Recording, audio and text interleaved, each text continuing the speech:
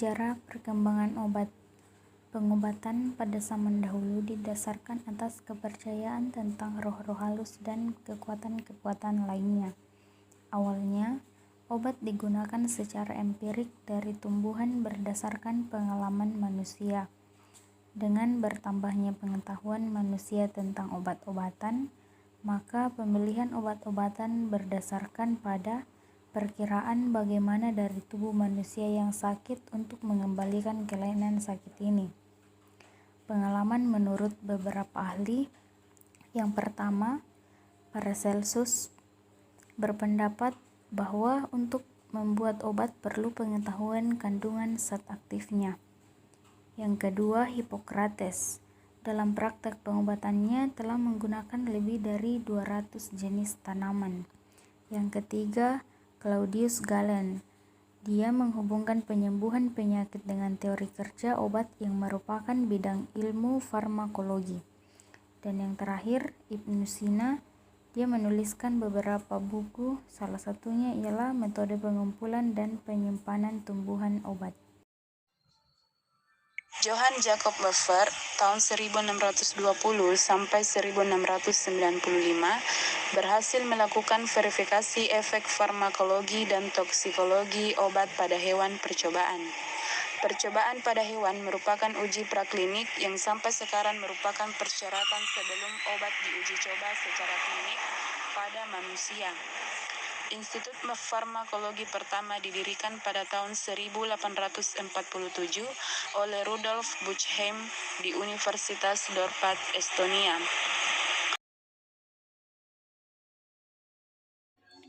Dosis tumbuhan kering dalam pengobatan ternyata sangat bervariasi, tergantung pada tempat asal tumbuhan, waktu panen, kondisi, dan lama penyimpanan. Perkembangan obat natural diawali penemuan ekstrak efedrin, marijuana, dan opium, fermentasi alkohol, dan minyak cod liver. Morfin didapat dari getah bunga opium, marijuana didapat dari tanaman cannabis sativa, atropin dari Atropa belladonna, ergotamin dan ergometrin dari jamur Clavices purpurea, reserpin dari Rauwolfia serpentina.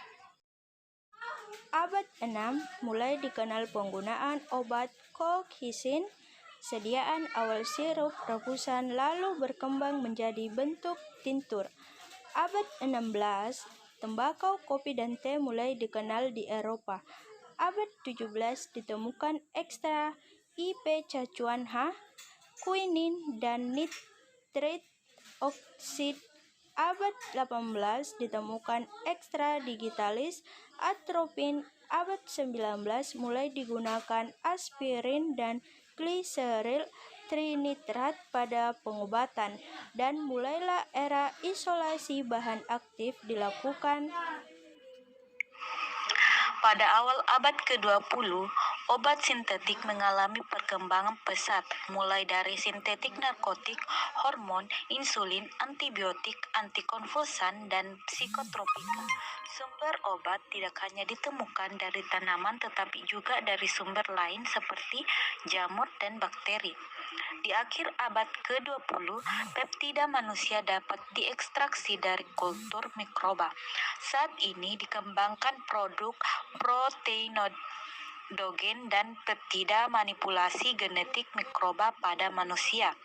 Perkembangan obat baru diawali dengan sintesis atau isolasi dari berbagai sumber, seperti tanaman glikoksida jantung untuk mengobati lemah jantung, kemudian jaringan hewan, heparin untuk mencegah pembekuan darah, dan kultur mikroba pensilin G sebagai antibiotik pertama. Selanjutnya urin manusia atau Choriga gonadotropin dan dengan teknik bioteknologi dihasilkan human insulin untuk menangani penyakit diabetes. Dengan mempelajari hubungan struktur obat dan aktivitasnya, maka pencarian zat baru lebih terarah dan memunculkan ilmu baru, yaitu kimia medisinal dan farmakologi molekul.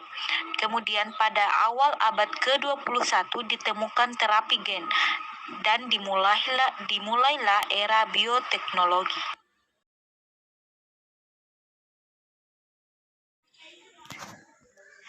Hewan yang baku adalah galur tertentu dari mencit, tikus, kelinci, marmot, hamster, anjing, atau beberapa uji menggunakan primata. Hanya dengan menggunakan hewan utuh dapat diketahui apakah obat dapat menimbulkan efek toksis pada dosis pengobatan atau aman. Selain toksisitasnya, uji pada hewan dapat mempelajari sifat farmakokinetik obat yang meliputi absorpsi, distribusi, metabolisme, dan eliminasi obat. Semua hasil pengamatan pada hewan menentukan apakah dapat diteruskan dengan uji pada manusia. Ahli farmakologi bekerja sama dengan ahli teknologi farmasi dalam pembuatan formula obat, menghasilkan bentuk-bentuk sediaan obat yang akan diuji pada manusia. Uji klinik setelah calon obat dinyatakan mempunyai kemanfaatan dan aman pada hewan percobaan, maka selanjutnya diuji pada manusia. Uji pada manusia harus diteliti dulu kelayakannya oleh Komite Etik mengikuti Deklarasi Helsinki.